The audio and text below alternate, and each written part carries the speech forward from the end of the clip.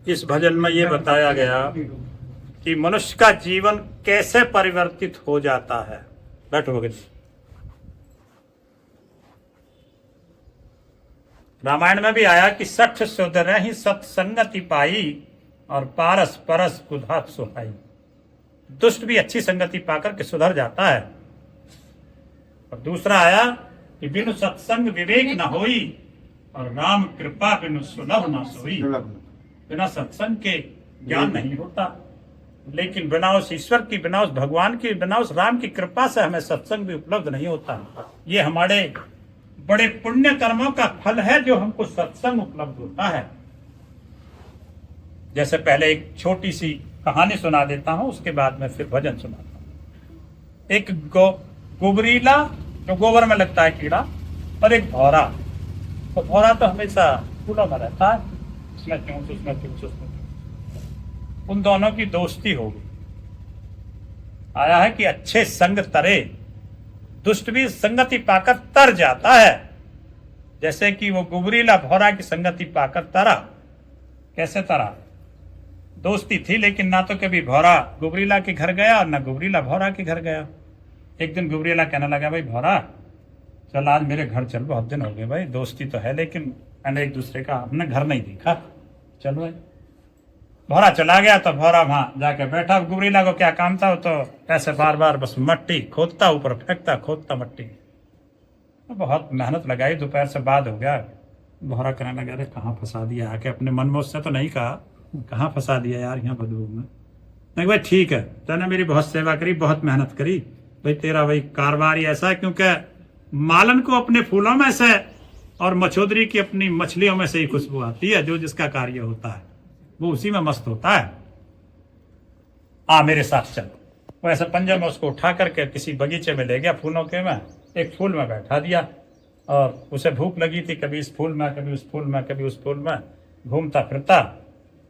उधर दिन छिपने को हो गया, दिन छिप गया और वो बंद हो गया, क्योंकि रात्रि में फूलों की कलियां बंद हो जाती हैं। जब दोबारा किरण निकलती हैं सूर्य की, तब वो खिलती हैं।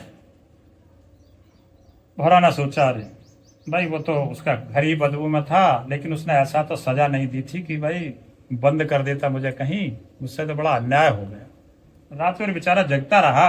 सुबह बहुत जल्दी जल्दी उठा एकदम, लेकिन जब तक सूरज उदय नहीं होता तब तक तो फूल खिला नहीं। वो कभी इस फूल में देखे, उसमें देखे, उसमें देखे, घूम रहा था। उससे पहले ही कोई गंगा नहाने वाले पुजारी फूल तोड़कर उसको भगवान शिव के ऊपर जलाभिषेक में चढ़ा गए।